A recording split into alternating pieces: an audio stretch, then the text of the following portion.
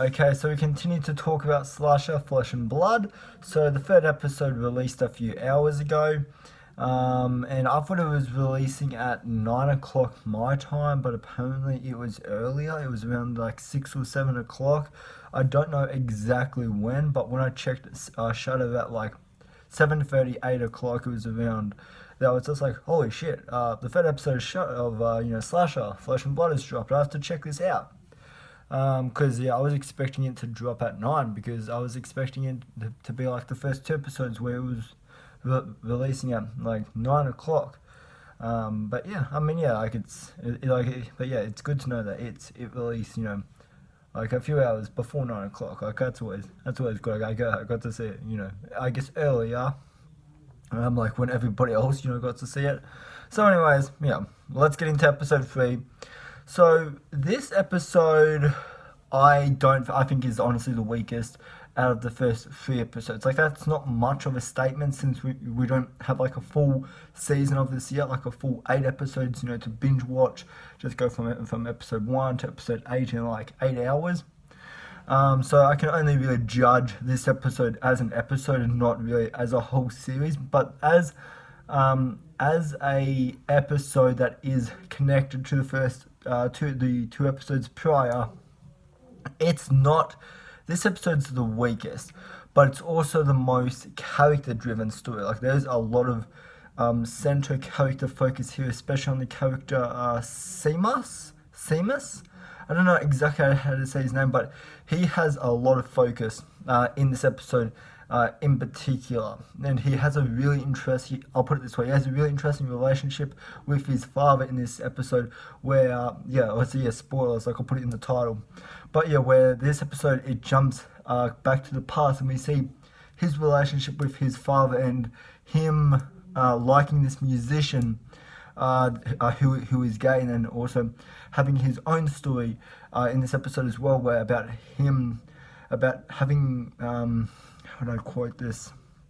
About how it's hard for him coming out as gay to his parents, and how that's kind of been, how that was like hard for him. And so that's a really interesting part of his character in Slasher. Like it's always had, like that one, center, gay relationship and gay character. And yeah, this, like I thought he's a really interesting character, and that he definitely has a lot more to do in this episode. But the reason why I say this episode doesn't work the best for me personally is because there's one scene in this, the kitchen fight scene, which like I honestly think that is the worst directed scene like out of the first 3 episodes. Like it was directed to shit, and it was shot horribly as well. And there's just like a lot of scenes like that where characters just automatically just change from being like normal person to crazy in like a second, and it's over the most like smallest of scenarios, and I was just like, what the fuck is this? Like there's a scene early on in the first maybe 15 to 20 minutes of the show where the wife is talking to the maid who's organizing this whole game, like the father's assistant, and she's talking, and the wife just automatically just snaps and just starts chasing after her with a knife.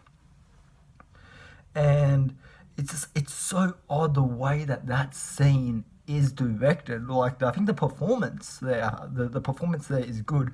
Like to snap from being one person to another in like a second. I mean, props to her.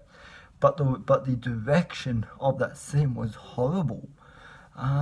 It's just like the pacing in this episode, I did not feel like was all that good.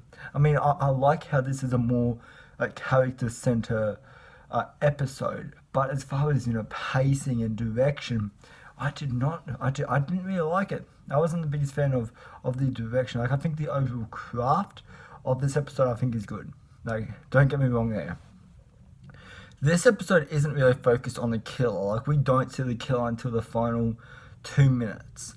But there is a really cool death in the final 2 minutes. It's a really bad death where we see like it's like a fire poker or something. Like the killer like stabs this guy like right through the head with it, and yeah, and you see his eye and all that, and then the makeup on that scene, like fuck, that is some good makeup. Then that was a really gory kill. But yeah, it's like that. There's nothing in this episode that I would really take away as being as being great. But like I think this was a good episode, so I enjoyed it.